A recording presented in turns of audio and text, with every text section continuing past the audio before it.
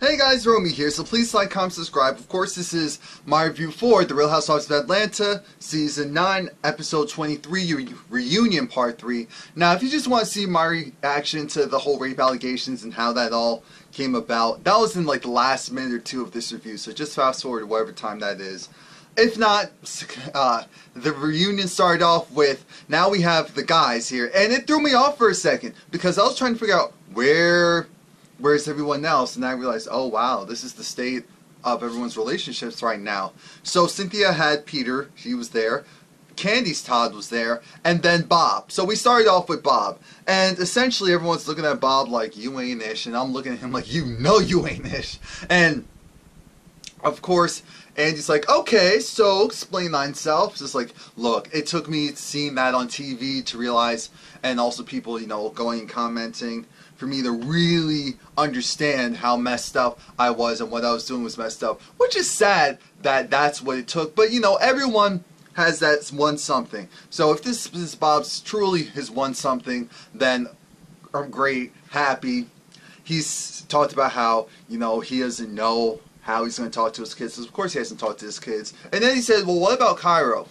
And he was like, he's a big man. I'm like, wait, Andy, what type of explanation is that? What? He was like, well, he's grown, so, and also he's big, so how are you going to teach him to, you know, value his relationships, limit his relationships, and, you know, if he's upset, not to handle it the way that you did? I said, great question, Andy. Now we get into the root of things. He said, oh, well, I just like what I said, have to put more value in the person that you're with than I did, because if I did that, then I wouldn't have done even a third of the things that I did to that woman, because we know she didn't deserve that. I said, okay, good answer. Kandi saying how she knows Bob, and she was shocked that he's a joker, but shocked that he would joke around and do something like that, because she never knew that side of him, to that abusive side, because he's just a joker, he's just a clown, so no one never thought anything of him. I'm glad that Peter said, you know, if I was your friend and if I was there, I would hit you. And I believe it. We know Peter, so I believe him when he said, I will hit you multiple times, because the fact that you even thought for a moment that that was cool, like, ah ha ha ha hee hee ha, that's one thing that's not hee hee ha ha.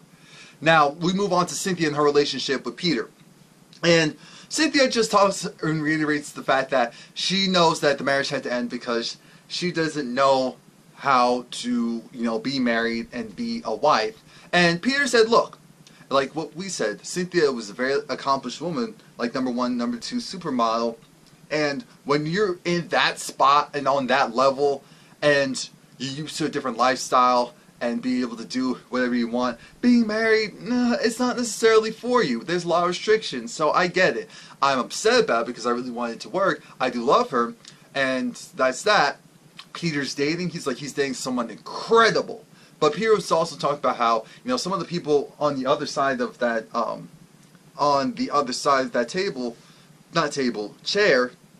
couch, said some horrible things about me, saying that I was dating 19-year-olds and cheating on my wife and doing all that. No, I wasn't cheating. I wanted my marriage to work. Believe it or not, I actually wanted my marriage to work. I love her. I want the best for her. Of course, Cynthia was like, I wanted the best for him. It just wasn't meant to be. Kandi talks about how the fact that she got married on the show and she met her doing the show. Now, Peter and Cynthia got married on the show. She just wanted them to win. She just felt closer to them in that regard. And for that to end up happening, it was, you know, I guess it was for the best, but it doesn't mean that she had to have been happy about it, because why would you be happy about that, so to speak? Now, Peter was over it because now Andy was trying to figure out, okay, so where are the other dudes? We know Apollo's in jail. We know, so apparently Porsha and Todd, at least at that moment, were on the off. And Peter said, because Peter's like, so yeah, so where was Todd? Where's Todd, Porsha? I said, what? She said, well, he's not here right now. We're kind of on a break. I said, yeah, that sounds about right. So then we move on to Phaedras. It's like, oh, Phaedra, why are we even talking about, yeah, Phaedra, what do you have to say? What do you have to say about the relationship? What do you have to say about what's going on in your personal life? What do you have to say? I said, well, excuse me? Yeah, Phaedra. And yes, but what? And Phaedra. I said, what's going on here? Peter said, you know what, I'm tired of the fake and foolishness, I'm going to go and walk off. Here's what happened, for you guys who are wondering why Peter walked off. Peter walked off because he clearly was over Phaedra and Porsha and the lies, and they were the ones kind of spearheading the negativity when he was on the show. And which is definitely true to a certain point. I said to a certain point, and because of that, he just didn't want to hear from them. He was upset with Porsha and that foolishness with the baby nub. It was just like, yeah, why would I expect anything less from someone like her? And then Phaedra with the consistent lies and trying to go and throw dirt on people's name. So that's why he walked off. And I'm actually glad that he walked off because he was... I said, nah, Peter, we can't have the old Peter. The old Peter's coming back right now, and I don't want it. I don't want it. Go. Get up and go. This is what you should have done before. Now you know better since you're off the show now. Get up and go. So, and he's just like, wait a minute, what's going on? Because everyone's like, Peter, you okay? Yep, Peter's alright. Peter's up and leaving. I think this is the part where Sheree was the bone collector. She collected the bones. And here's the thing with Sheree being the bone collector. Of course she was. I'm glad that Katie did acknowledge the fact that Sheree is the type of person that you don't say stuff in front of her. And Sheree did say this as well. I'm actually cool with the endless, like I said, she's cool with everyone in the cast. So when you're in that spot and you hear someone saying something about someone else, and this is a TV show where it's going to get out anyway, of course, I'd rather be like, just so that you know, this is what so-and-so said, this is what so-and-so said. Versus, oh, why, if you knew about this, why didn't you say anything? Why didn't you say anything? Now, there were some discrepancies because people felt that, oh, Sheree, you were trying to antagonize certain situations regarding what Kandi said in relation to Phaedra and also to Porsha and what Porsha was saying in regards to Kandi and all of that. But Porsha and Sheree, you know, they had to come to Jesus moment because they're just like, wait a minute. Sheree said, I actually talked to you to explain what was going on. I wasn't just trying to throw you out there, so let's stop it. Let's stop with that mess and foolishness. So I said, okay, that's fine. What else happened so far? Because it was a lot of generic back and forth. It was annoying. Like, listen to this. I really care for Shamia, and because the thing is with Shamia, we know that that's Porsha's real friend. We know that Shamia is close to Porsha. We know that Shamia loves Porsha. That's one of her best friends. But Kenya, it's funny because even if Porsha was saying some bull, which in like cases she was, during this reunion or talking around in circles, I'm thinking, Kenya, why do you need to constantly go and interrupt? Regardless if you have a point. You can make that point after the person has gone and made themselves look like a fool, but what you're doing instead is saying, no, hello, no, nah, she's just trifling now, yeah, and if she is, make sure that we see it for ourselves, and we're smart enough to know, you don't have to go and always be like, So this is where the whole, she over there looking like Elvis. It's like, Elvis? Yeah, look at that wig, look at that wig, and look at that outfit. So it's like, alright. And so then Porsha was just like, you always want attention, always trying to garner attention. Why don't you go and call Matt for that? I said, oh, so we're playing low right now. Kandi's upset because she's trying to figure out how is it that you went and tried to, Shami's supposed to be your friend, and you went and co-signed what Porsha said, what Phaedra said. Interesting. Very interesting. It's bull. And Shamia comes out of the gate like, here's how this is going to go down. At the end of the day, I was hurt. I was hurt because at the end of the day, you and I are really friends. I don't know what type of relationship you and Phaedra, someone who you know has said some mean stuff about you in the past, and Phaedra's just like, oh yeah, I said, you know, what was it? Small head, small brain, or little brain, something like that. And Phaedra said it. And we know she said some other things as well. We watched the show. Porsha said some things to her. I'm sure Phaedra probably said some more. But they're just the types where, that's pretty sad though, where it's just like, oh, you can say those rude things, but you know, it's all in fun. That's not fun. And I'm glad Shamia was there because Shamia wasn't lighting up. She was trying to figure out, so what's this double standard of you're going and putting more of your attention on this new friend of yours and protect her. And so when I was in the restaurant talking about her, you're like, oh, that's not cool, that's not cool. But when you had that sit down with Kandi, that's when you decided, oh, you were going to go and co-sign. I didn't co-sign. Sheree, you were there. Yes, I was. And what did she say? Well, she did say that they were close. That Shamia and Kandi were close. It's just like, yes, you were co-signing on the alleged, oh, Shamia and Kandi were bumping were bumping coochies. I just love that phrase. This is funny to me. Bumping coochies. Did you guys notice when, because here we have Phaedras just like, no, I never said that Kandi was a lesbian. I said, wait a minute. But you're the main reason why this whole thing even started this season. You're actually the main reason why a lot of this stuff started. And I'm glad that they finally were getting to the root of things, because I said, alright, long enough. You're not holding my attention that much longer. We need to get to what's really going on. And Shamia was saying, talk about how, you know what, Phaedra? It's interesting because being friends with Porsha was great. She's fun. She's beautiful. I mean, we've never seen this side of you. This is just fun, happy-go-lucky, frickin' frack, which I forgot that Andy actually gave them those nicknames at the last reunion. Frickin' frack. Andy was... And she said, you know what? She just got old auntie together. Had her have the time of her life. And I'm just so happy for her. She's just like, oh, not auntie. And that's the thing. Kandi was more so upset because she's trying to understand how is this double standard of, so that's also your friend, and yet you're trying to go and protect everyone. I mean, protect Phaedra over everyone, even though that was your original friend. And there was this whole thing of Porsha apologizing, or doing Porsha's version of an apology, which is, if you felt a certain way, then I apologize. Shamia said, no, I appreciate it. Because she knows Porsha is Porsha. So she's not expecting anything more from Porsha than some of the other ladies, which is amazing. Cynthia, the whole reunion, just had this look of, oh, why am I here? Like, the check is great. That's the only reason why I'm here, because these women do not play fair. They do not fight fair. I wish I was on the show on season 1 and 2, because this is some other mess right now. And that's the vibe that I got from Cynthia, because Cynthia's face was, she's not amused by this. It is too much. She's having to calm, what do you call it? Kenya down. She's trying to do all this stuff. And it's interesting, the whole Shamia versus Phaedra. Now, I appreciate the fact that Shamia was calling Phaedra out on her stuff. So it's like, you know what, Porsha, you need to make sure that you don't leave your wallet or anything behind there, because Joanne the Scammer's sitting right next to you. Joanne the Scammer in the flesh. Your credit card's gonna go and run up your credit. Gonna go and max up your cards.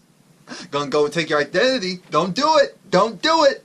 And Porsha was getting upset because she felt that, oh, these people are my friends. These people are my friends. And I can't believe that they're having all these issues. I'm just so sorry. I'm just sorry being caught in the middle. Well, that's what happens when you have people who don't like each other, but you're supposed to be friends with both of them, but you don't have both of their backs equally. That's the real issue. If Porsha said, that's my friend, we're not doing that, because Shamia was insinuating that, what do you call it? That Phaedra was sleeping, not sleeping, but trying to rub on her fiance, her soon-to-be husband. Phaedra's saying, I don't want him. I don't want anyone who's married. She's single, ready to mingle. Shamia said, okay. Phaedra said, good luck with your marriage. Hopefully it lasts longer than a year this time. Shamia said, good luck on your marriage. Hopefully it lasts. I said, you know what? This isn't funny. This is mean. Now, why did Andy have to go and nitpick at, alright, so now Kandi, Miss Burrs, how many women have you been with? I've been with a couple. Alright, so what's a couple? Because it's taking too long. More than 2? Yes. More than 10? No. Phaedra saying, look, yes, I insinuated something, and he said, no, I said, not scissoring. I don't know if you guys caught that. But what's going on? What's going on with you?